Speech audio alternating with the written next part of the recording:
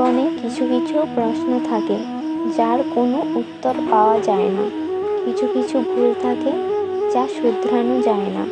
আর কিছু কিছু কষ্ট থাকে যা ভাষায় অথবা কান্নায় প্রকাশ করা যায় না।